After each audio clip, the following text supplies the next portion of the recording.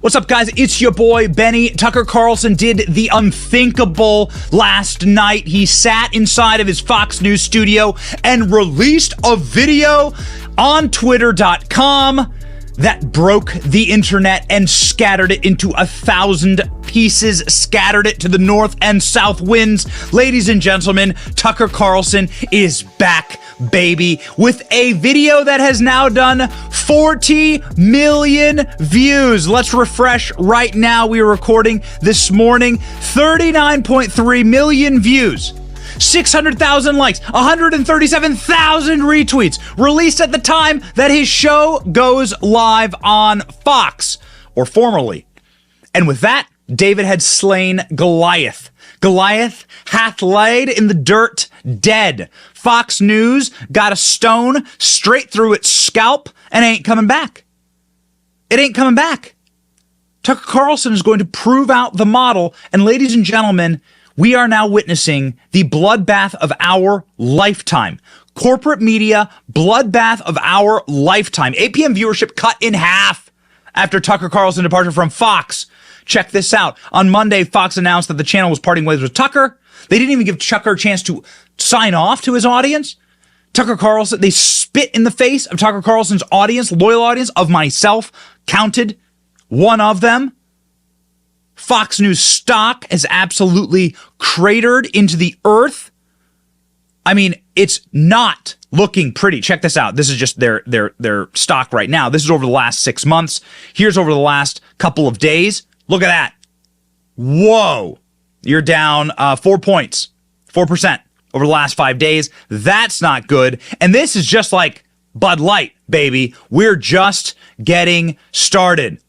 Fox Corp lost $1 billion. Tucker's average viewership was 3.2 million viewers. On Fox News on Tuesday, they only had 1.7 million viewers at 8 p.m. This is a bloodbath. This is half of Tucker's audience is now gone. And more importantly, all the young people are gone. So you're looking right here at the stats. There it is.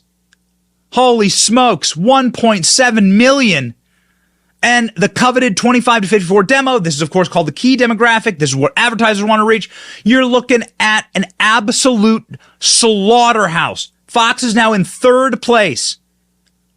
Tucker Carlson dominated with this demographic. Here's Tucker Carlson's rating for a particularly good night. Okay, we'll tell you, this was the night that Tucker Carlson released his bombshell investigation into January 6th. So we are picking a good night for Tucker, but look at what the man can pull down. 4 million viewers, 500,000 people in the key demo. That's young people watching Tucker Carlson, 500,000 of them. That's a huge number. Look at the whole entire rest of cable news media. You're even including Newsmax and News Nation here. Nobody comes close, not even close. Nobody even comes within spitting distance of this.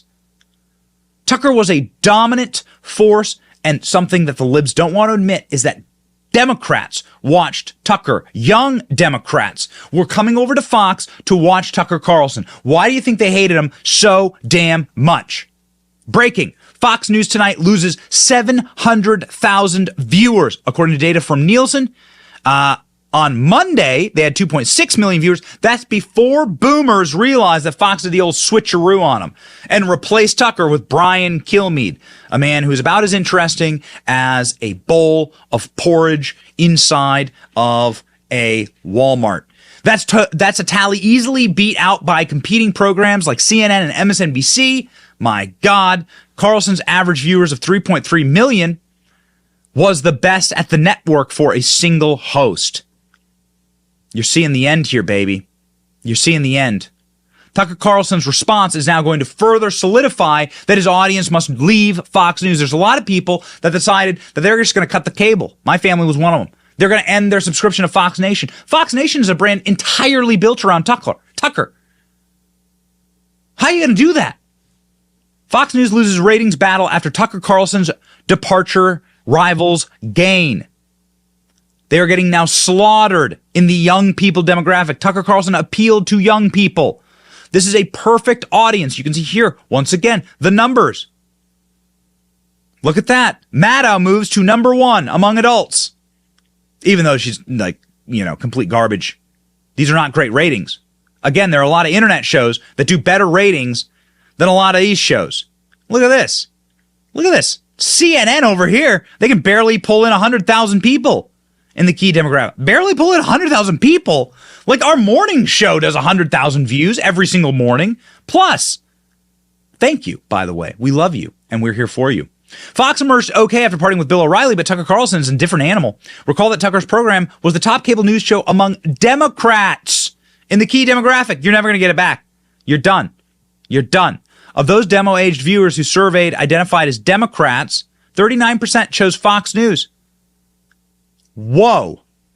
And what were they watching? They were watching Tucker. Bill O'Reilly himself. This is the guy who Tucker took this man's job, not because Tucker necessarily wanted it or backstabbed him, but because Bill O'Reilly was fired from the network for multiple scandals, so on and so forth. O'Reilly himself said this was bad news for the network. O'Reilly, you have a slide in television ratings, including Fox News in the last 6 months. The slide will now be on steroids at the 8 o'clock collapse for Fox. And now you're seeing the contagion all throughout Fox News. People are saying, I'm done. You got rid of Bongino? You got rid of Tucker? You're getting rid of essentially anyone that supported America first? No, we're done. Join me at 8 p.m., said Brian Kilmeade. The last time he ever decided to tweet that he was taking Tucker's slot because he got ratioed into the sun. Brian Kilmeade, a ratio of 12 to 1 here. Nuclear. So bad, people are calling Fox News the new Bud Light. And Brian Kilmeade gets mercilessly trolled. Tweet after tweet after tweet after tweet after tweet. Best way to show you is in these articles than instead of clicking through. People deleting their apps, people cutting the cable, people saying they're parting ways with Fox, people saying it's done, people making memes. Ladies and gentlemen, what are you going to do? You're going to look inside of corporate media reporting. Vanity Fair is what I'm reading right now. Consider it with a grain of salt. Vanity Fair is fake news, but they have good entertainment reporters. What are they saying here? Well, Vanity Fair is saying that the 92-year-old Rupert Murdoch is seen as a senile old king at Fox. He didn't like Tucker, apparently. He was insulted by Tucker because of his Christianity, according to this article. And then Rupert Murdoch is making these erratic decisions, according to this article. And this is not a healthy company. This is a major downfall. And now, of course, you're seeing this affect every other show. Hannity's views are down. Laura's views are down. Jesse Waters' views are down. Everything is collapsing at Fox. According to sources, executives at Fox are worried about Murdoch's unsteady hand at the wheel of the company. It's like the king is senile, but nobody wants to say anything, said the source. Uh-oh. Yikes. Meanwhile, here's Tucker Carlson. Last night, I guess it would probably be 2 nights ago, on a beautiful drive with his wife of 30 years, happy as he could be, on a golf cart, ready to go, laughing, joyous. They have 4 kids, eternal happiness, and probably eternal happiness because Tucker Carlson well knows that he is going to make double what Fox News paid him or more. If Tucker Carlson just takes over like a teeny percentage of the people who watched him at Fox, like 15%, and turn them into paying customers, like a subscriber for a site, Tucker Carlson's making $100 million a year. Walking away. That look that you're going to make double what Fox paid you, you have a bigger audience, and you get to say what you want. Boom, shaka, laka. And there's so many places where Tucker can say whatever he wants. Oh, he'll get banned if he goes on social media. No, he won't. He can go to Daily Wire, The Blaze, Rumble. He can go wherever. He can go wherever he wants. So there it is, baby. There it is. This caption, Tucker Carlson drives off into the Florida evening howling with laughter. Man, Fox News losing $1 billion, and again, the stock at Fox just collapsing. All right, ladies and gentlemen, Tucker Carlson's video. We did a breaking news piece last night at 9 o'clock on Tucker Carlson's video that he released. But if you haven't seen it yet, you should watch. Good evening, it's Tucker Carlson. One of the first things you realize when you step outside the noise for a few days is how many genuinely nice people there are in this country. Kind and decent people, people who really care about what's true, and a bunch of hilarious people also, a lot of those. It's got to be the majority of the population, even now. So that's heartening. The other thing you notice when you take a little time off is how unbelievably stupid most of the debates you see on television are. They're completely irrelevant. They mean nothing. In 5 years, we won't even remember that we had them. Trust me, as someone who's participated. And yet at the same time, and this is the amazing thing, the undeniably big topics, the ones that will define our future, get virtually no discussion at all. War, civil liberties, emerging science, demographic change, corporate power, natural resources. When was the last time you heard a legitimate debate about any of those issues? It's been a long time. Debates like that are not permitted in American media. Both political parties and their donors have reached consensus on what benefits them, and they actively collude to shut down any conversation about it. Suddenly, the United States looks very much like a one-party state. That's a depressing realization, but it's not permanent.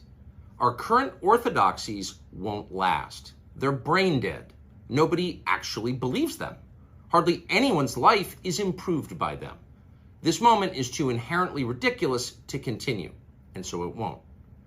The people in charge know this. That's why they're hysterical and aggressive. They're afraid. They've given up persuasion. They're resorting to force. But it won't work. When honest people say what's true, calmly and without embarrassment, they become powerful. At the same time, the liars who've been trying to silence them shrink, and they become weaker. That's the iron law of the universe. True things prevail. Where can you still find Americans saying true things? There aren't many places left, but there are some, and that's enough. As long as you can hear the words, there is hope. See you soon.